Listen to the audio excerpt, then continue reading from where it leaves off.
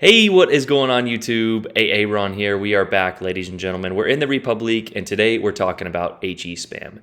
In this video, I get spammed pretty good, but we're also going to talk about how to not get spammed, what to do if you get spammed, and why, if you're constantly getting spammed, you're putting your battleship in the wrong position. Now, there's a lot to go over in this video, and it all happens kind of quickly, so please pay attention. Right off the rip here, you will notice we are in a division. Yes, things change in a division. So if you're solo, you might even want to play even a touch more passively. Now, that being said, your job in a battleship is to attract a certain amount of damage. That being said, if we attract 76,000 damage in the opening 3 minutes, then we're dead, heals pending. But right off the rip, we set up this crossfire here. Jix is going to the right. Our DD, which was Taiga, is going to the middle there to spot and get the cap. And we're going to turn immediately and angle out here on the left side. Before we could even get our turn off, really, we were detected, and that is when the enemy team started shooting at us. We were set on fire immediately. The Des Moines, who is in a division with the Gearing, who are setting up a beautiful play, right? The Gearing is smoking up their Des Moines, allowing for him to sit in a smoke screen uncontested while he can radar. I will give a huge shout out to these two players. They played very well. We shot at the Gearing here, which was possibly a little bit of a mistake. You can already see we are on one fire, which brings me to my first point. Never put out a single fire. And honestly, I get set on fire twice here, and because I'm running fight fire with fire, I'm not putting out a double fire either. As soon as we tick down into the yellow, though, I'm going to go ahead and pop my first heal, just because we know that we can heal that fire damage. Here, I'm getting a little bit cheeky, blind firing into that smoke. If we would have waited, we could have potentially been undetected, but you see, we actually got 3 penetrations on that Des Moines. It wouldn't have mattered also because that Gearing was out of his smoke, but sometimes you don't know. A lot of battleship players forget that their smoke firing penalty in is like 14 kilometers. So yes, you may be, the enemy may be smoked up. But there's when we get triple fired and we put out, that triple fire. So we are protected here for a moment with our damage con, and then when our damage con is down, we will be protected from fires again. So that is the beauty, the beauty of fight fire with fire. But if you'll notice, throughout this whole time I've been blabbering, I know it's a lot of information to put into the short 5 minutes that this occurs. We have not pushed in, right? We have played super defensive. We are one of the furthest ships back, and part of the reason being, if you look at the mini-map, our team is on the weak side. Yes, Taiga got focused by that Des Moines in his radar, and like I said, they played very well. That division set that up pretty good. Taiga threw some deep water torps, hopefully trying to catch that Des Moines. He probably had his hydro running though, and none of those torpedoes hit. You will notice our team on the right has secured A, and again, this is all team and map dependent. Like I said, I had a great division, but if you guys saw stream last night, I played a solo Burgoyne game, and the reason that is relevant, we got a Dreadnought, a Fireproof, and the French battleships, if you guys do not know, have excellent armor, but it is only 32mm plating, which is good and bad. The reason that it is good is because it bounces a lot of, everything except for the Yamato, essentially, when you're angled.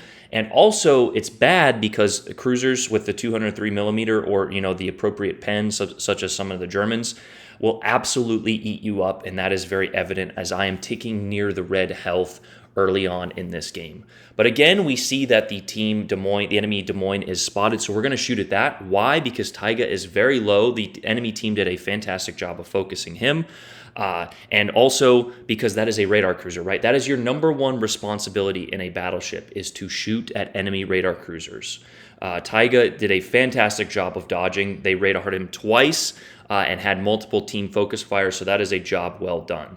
Jix is playing defensive as well, right? There's nothing he can do. There was a Republic, a Friedrich der Grosse, 2 destroyers, and a Des Moines over there. Even with the super heal of the Salem, there's not much he could do. Now here I had a decision to make. We talked about the zone defense and zones and everything, right? If I go super wide of C here, I could put the enemy team in a crossfire if they all angle to those ships at B, and that's what I decide to do. Taiga is repositioning to kind of run screen for me in the, kind of in the middle there. But I, with my concealment mod and my, decent maneuverability, the Republic isn't quite as good as the Burgoyne.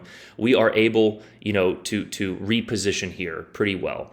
And here is a shot. Watch this, right? The Des Moines, you can see his turrets turning. I take the shot. He probably has target indicator because he accelerates and turns in. That is a beautiful play from him. It's a risky shot from me for two reasons. Why? That destroyer is obviously in C, at least one of them, if not two, because of how quickly the cap is ticking. We do luckily go undetected here, but also is a risky shot because that Des Moines could light me right on fire again.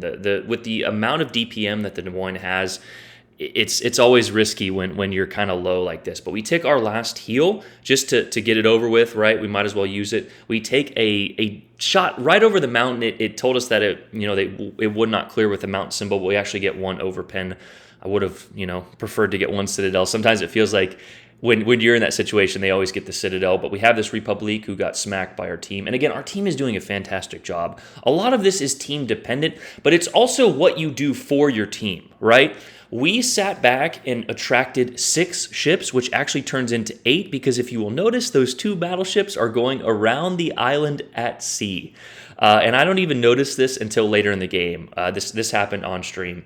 But here, this Des Moines, there's not much left he can do. His team kind of failed him. Our team did a fantastic job on that flank. And if you will pay attention to the scoreboard, we only have 45,000 damage and 1 kill, but we have the most important damage of all. We got a 1 shot on that gearing and half of the Des Moines' health, right? So because of that, the Des Moines he couldn't just blindly rush in and kill our destroyer, leaving us at a huge advantage. And also, we have used all of our heals and been on fire for half of this game. That is when the gearing pops up due to a radar or some other factor that we don't know at the time, but because he is spotted, we take a shot. We aim it a touch high to put his ship in the middle of that dispersion circle, get 2 beautiful overpens, and that gearing is on life support, right? A lot of Battleship players, probably not you guys, the people that watch me, because I've said it so many times, but a lot of Battleship players refuse to shoot at destroyers, and it shows, right? That 20% or whatever amount of health off the gearing is worth more than the equivalent amount of damage. For example, 2 to 3K off of a destroyer is more percentage based than 5 to 10K off of battleships or certain cruisers, doing the math, and it will net you more XP. So if you're a Battleship player and you constantly are getting fire spammed or torpedoed, shoot at the fire spammers and or the destroyers, right? Now, again, this game, like I said, was captured in a division. I had great division mates. It's probably a lot different sometimes if you're solo and your team just evaporates, it's happened to me before, right? I remember one game in my John Bart a long time ago. I got fire spammed to oblivion. I was super frustrated. It does happen, okay? So don't think it doesn't happen to the best. It absolutely does. Here's the gearing, though. Our team took a shot, and good night. Thanks for playing. And that is when the last 2 battleships pop up to my flank, and you can see the absolute just surprise in my face as I realize that these 2 wasted 7 minutes going around this island for their entire team to be dead. Sometimes taking, these flanks works out, but I would say 99.9% of the time, going around those islands there on that seaside is an absolute waste of time. We have Mr. Barry here. I don't want to say his full name. If you look, I noticed it about halfway into this engagement, but we got a nice double Citadel on him. But before that, we only had 50,000 damage with 1 ship killed. We did actually get another kill on that gearing. And here, I'm not sure why I got a double Citadel and then I missed completely, but basically we're trying to pull off this drive-by. We're probably going to die, right? We have an FDG with his inside its secondary range, and we have a main close up here. But what you want to do is you want to turn into that ship. Mr. Barry here is doing a decent job of that. We aim low. We get 3 pens, 1 bounce, and then we actually get 4 bounces.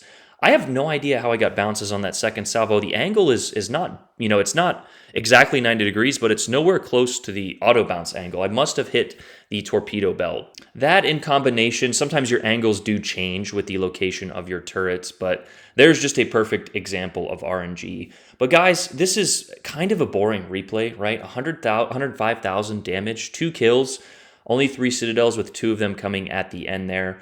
And if we would have survived, we definitely would have gotten a fireproof and probably a dreadnought, for just surviving. But I'm going to go ahead and skip ahead to the XP board here. So you guys can see that we actually scored 3rd with 2186 XP. Now, I know that's not a lot. You guys are used to 4K replays from me. But by simply doing our job, we netted our team a good result. And that's what a lot of people don't understand.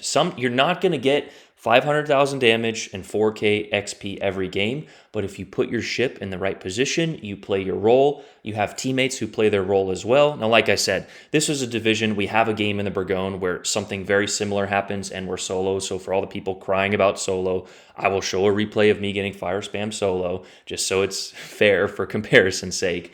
But if you do your job, right, it's like in Fury, just do your job. If you do your job, you will start to see yourself get better in the damage category, in the XP category, in the win percentage column, which is all what we're aiming for, right? Now, again, this goes both ways, because if you're a fire spammer or a destroyer, you hate to see battleships playing the correct way. But if you support your team, it's a team game, and that's what I just feel like a lot of people don't understand. They're like, well, I got a Kraken. Well, yes, but you went out of the way to carrier snipe and, avoid all the capture points, and we lost on points. But I got a Kraken. Who gives a shit, right? Now, sometimes we go out, we play for fun. I certainly have been doing that a lot more, just going out solo, trying some meme builds. You have to have fun with this game. But the game can be insanely frustrating when a lot of people just go out and they're damage hunting or I don't know, whatever they're doing. So play for fun, but also, remember that it's a team-based objective game and you should play so accordingly. That's my video message for the day. Thanks for coming to my TED Talk or my Aaron Talk here. You guys have a great day. Love you guys. Let me know what you guys think in the comments down below. Like the video. Subscribe if you're not already. I sound like Spartan or T-Bull or somebody. Have a great day, guys. I'm out. Peace.